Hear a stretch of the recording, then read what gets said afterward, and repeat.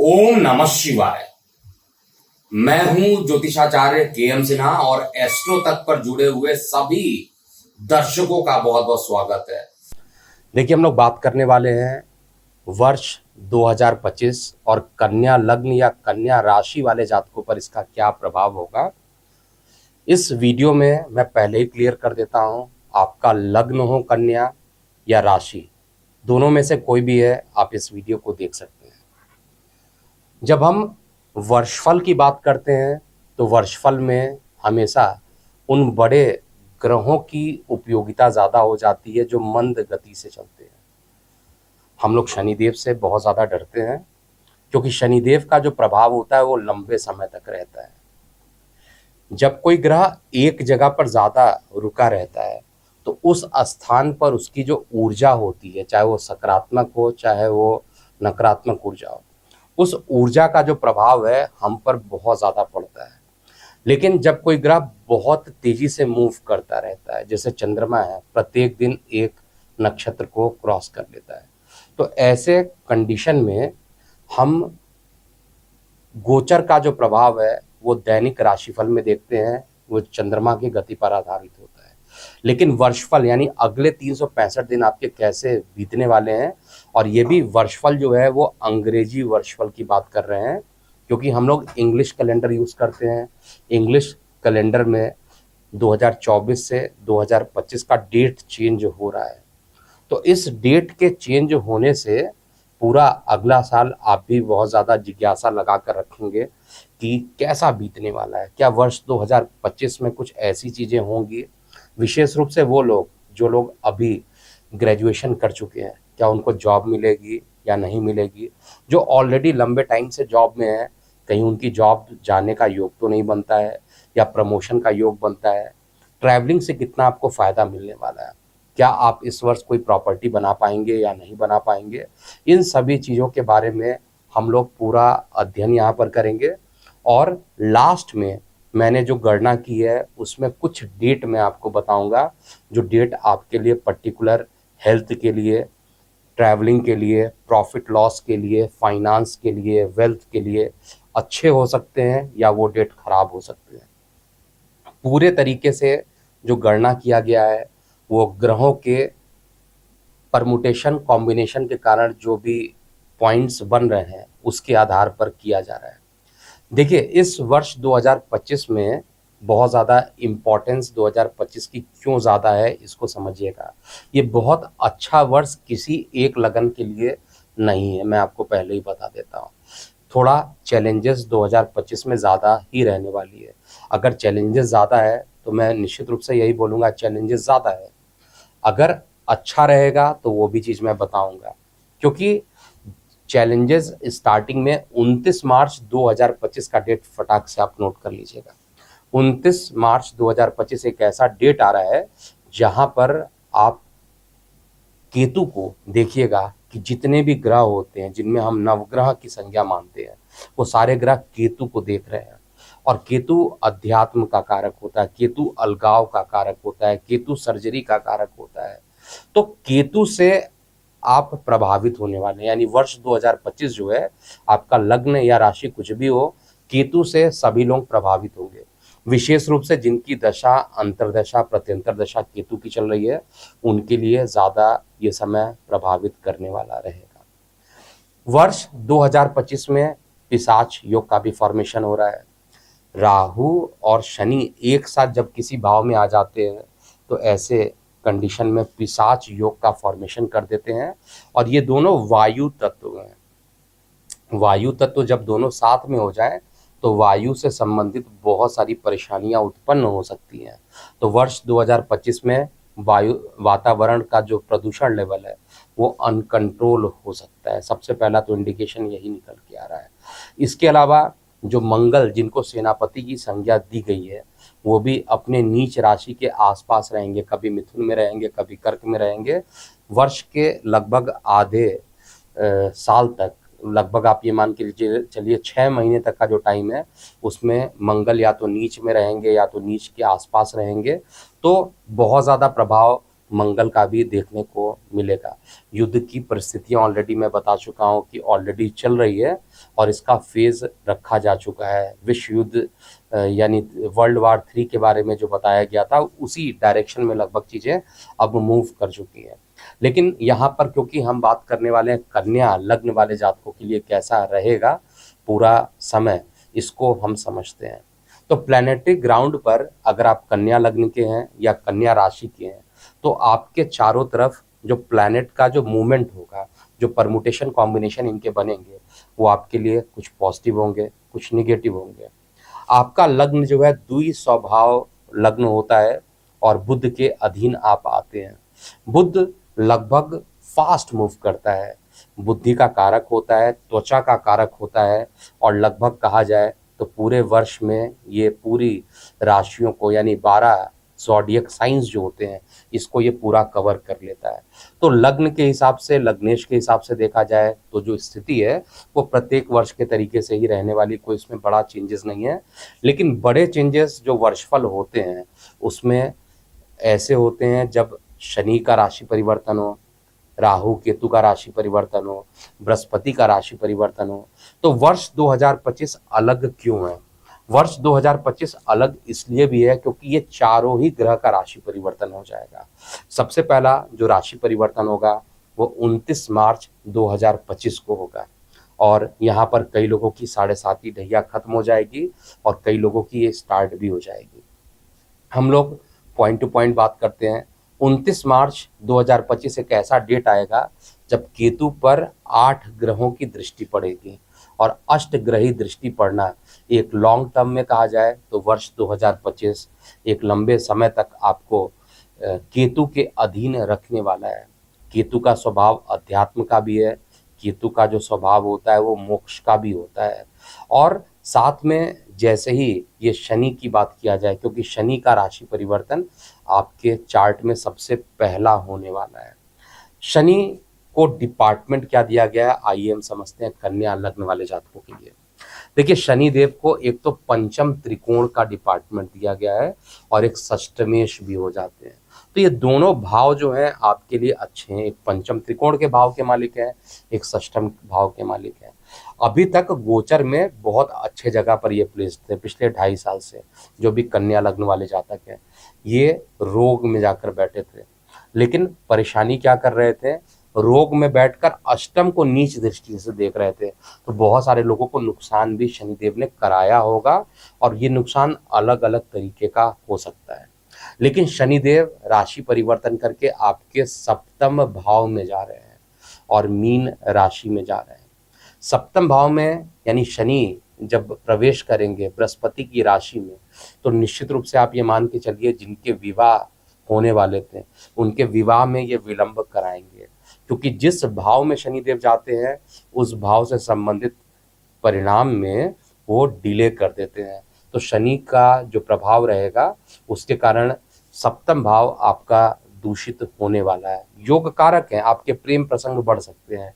जिनके love romance चल रहे थे उनके प्रेम यानी लव मैरिज होने की संभावना बढ़ेगी। लेकिन जो लोग रिश्ते नए ढूंढ रहे हैं, जो लव अफेयर में नहीं है और लगातार अपने रिश्तों को ढूंढ रहे हैं, ऐसे सभी लोगों के लिए ये समय थोड़ा कठिनाई पूर्वक हो सकता है, विलंब हो सकता है।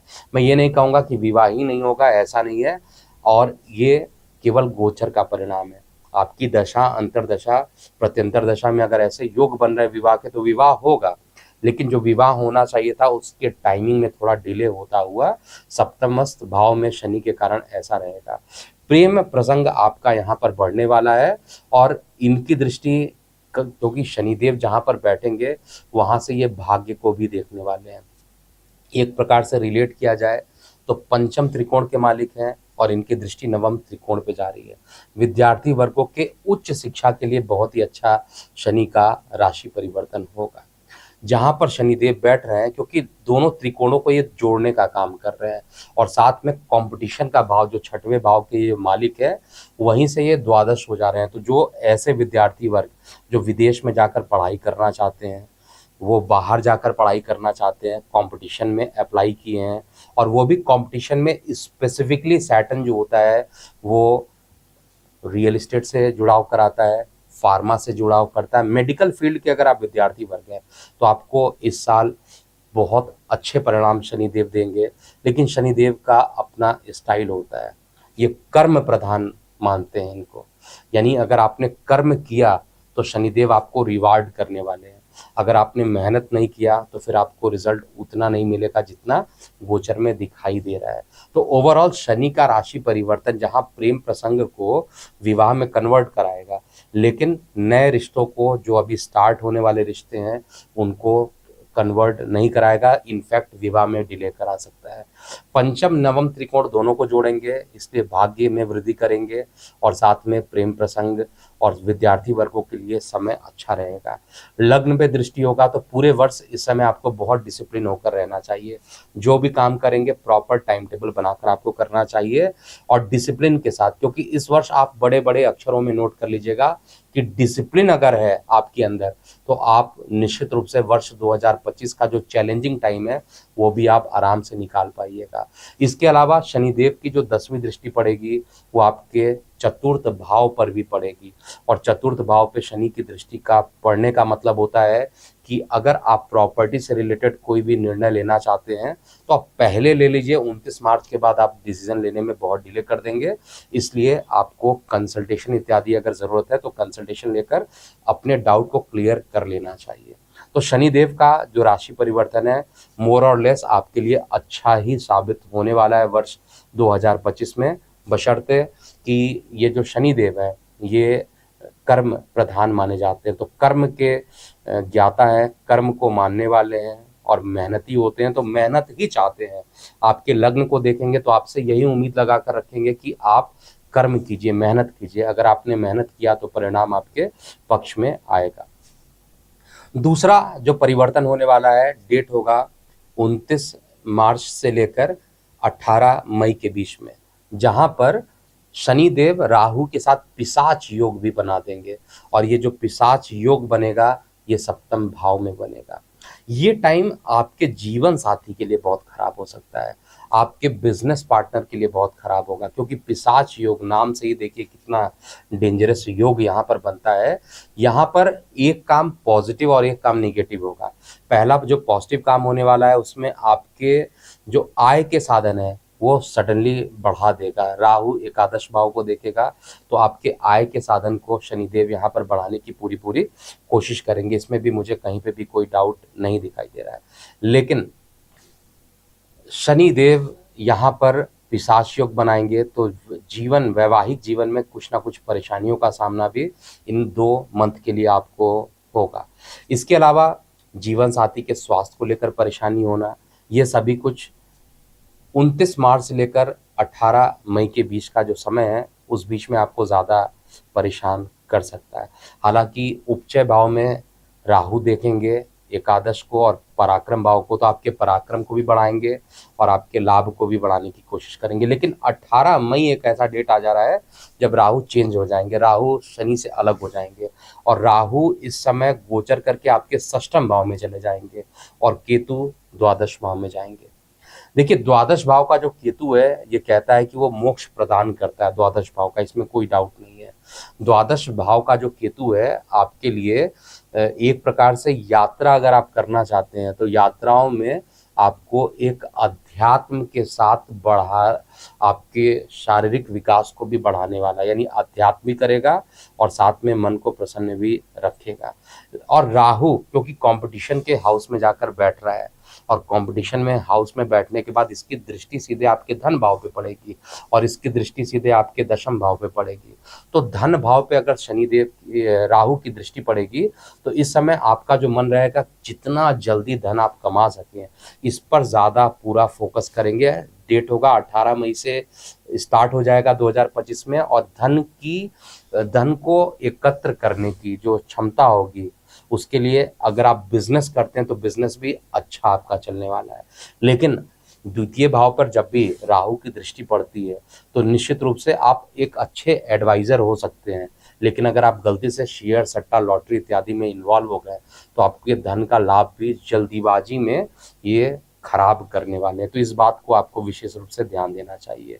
तो राहु की जो उपस्थिति है वो आपके बिजनेस के लिए अच्छा है, जो कि 18 मई 2025 से स्टार्ट होगा और लगभग 1.5 साल तक रहने वाले हैं। वहीं पर राहु आपके पराक्रम को, राहु की जो दृष्टि पड़ेगी, एक तो आपके दशम भाव पर दृष्टि पड़ने वाली है और एक तो धन भाव पे पड़ेगी। तो परिवार में सबको एक साथ लेकर चलने की जो कला होगी उसमें आप सफल होंगे। परिवार को एक साथ ले चलना, परिवार के साथ यात्राएं करना, फंड्स को जल्दी जुटा लेना, हर काम में आप सफल होने वाले हैं। राहु का कोई भी प्रभाव नकारात्मक मुझे नहीं दिखाई दे रहा है। केतु की बात किया जाए तो केतु क्योंकि द्वादश भाव में जाकर बैठ गए हैं, द्वादश भाव का जो केतु होता है वो बेसिकली कहाँ कहाँ पर आपको परेशानी यहाँ पर देगा, क्योंकि द्वादश भाव का केतु है, एक तो आपके चतुर्थ भाव पर केतु की दृष्टि होगी और एक अष्टम भाव पर भी दृष्टि होगी। और सबसे महत्वपूर्ण बात है कि केतु द्वादश में बैठकर अष्टम को भी देखेगा। तो केतु का जो ये त्रिकोण बन रहा है, अग्नि त्रिकोण में जो केतु रहने वाले हैं वर्ष 2025 में, ये समय आपके मानसिक तनाव को बढ़ाने वाले रहेंगे। आपके माता के हॉस्पिटलाइजेशन पर खर्च कर सकते हैं। आपके माता के लिए बहुत अच्छा समय केतु का जो परिवर्तन है वो नहीं रहने वाला है।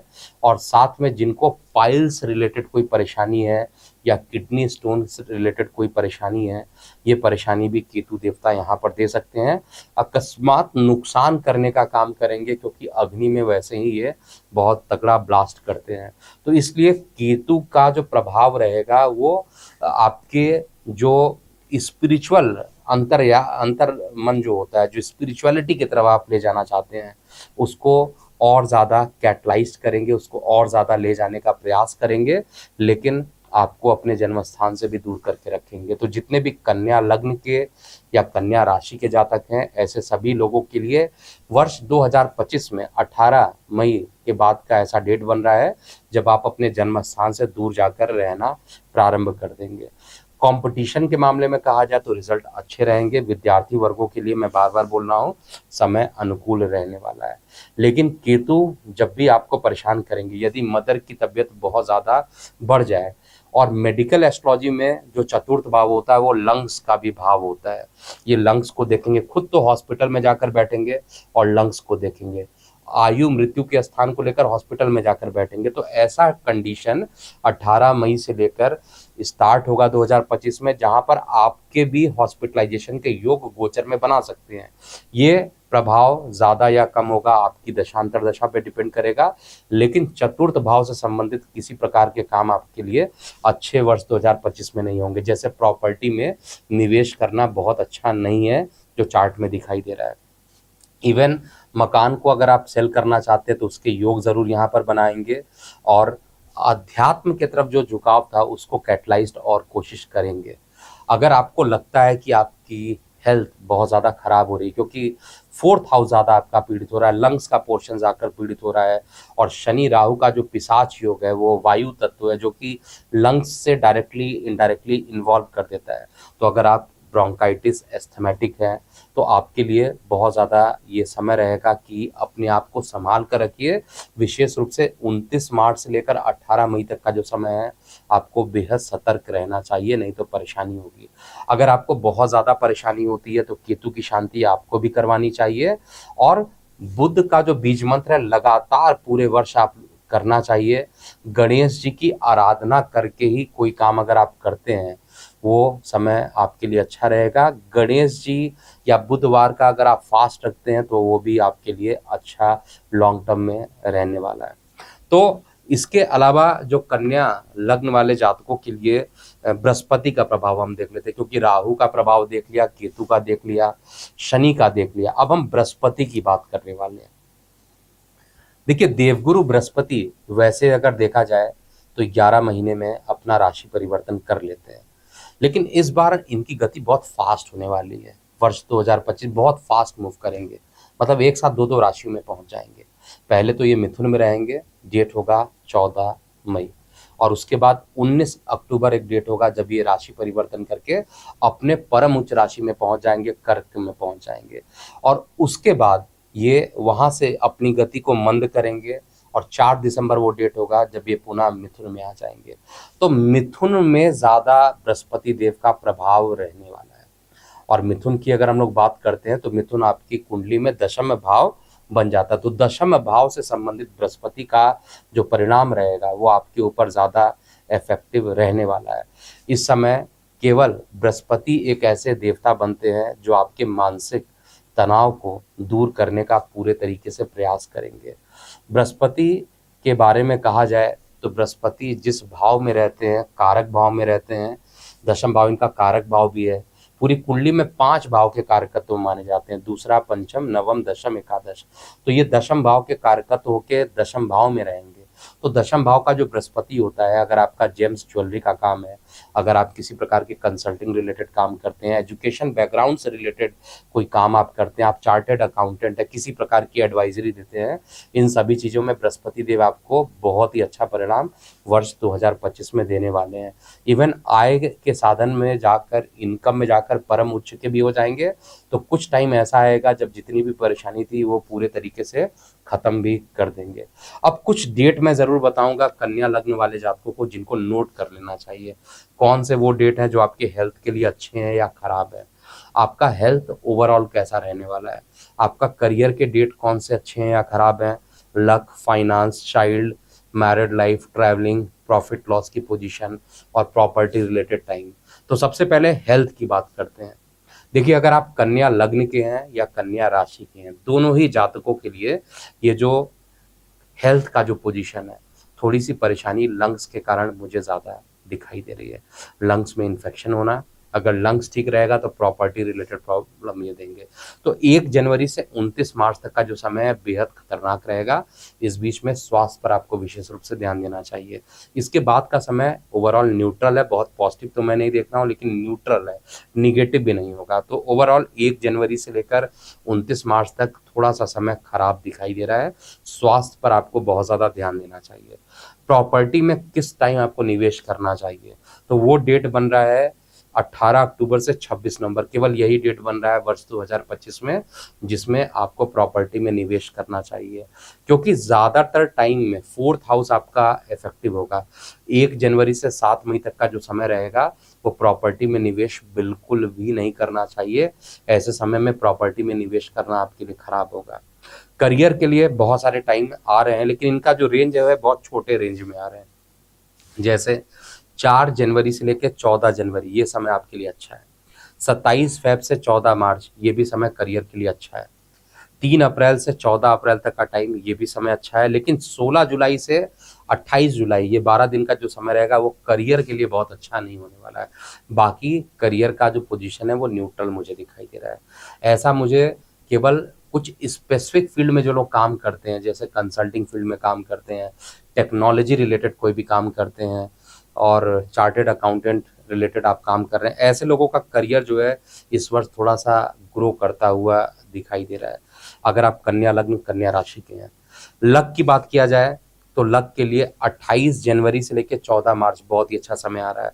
फिर 14 अप्रैल से 16 जुलाई का टाइम आपके लिए अच्छा है और 9 अक्टूबर से फिर 7 दिसंबर के लिए जो टाइम है वो आपके लिए अच्छा होगा। फाइनेंस की बात किया जाए तो इस बार आपको बहुत सारे मौके फाइनेंस यानी आपके जो धन है उसको बढ़ाने के मिलेंगे।